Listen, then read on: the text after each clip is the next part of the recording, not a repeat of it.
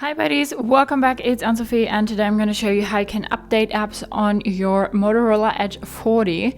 Maybe something doesn't run as smoothly anymore. Maybe you get notifications that there's an update available or something like that. To look for an update, you want to go to your Play Store, go back to your starting page here, and then click on your account and go to Manage Apps and Device. Here you see all apps up to date.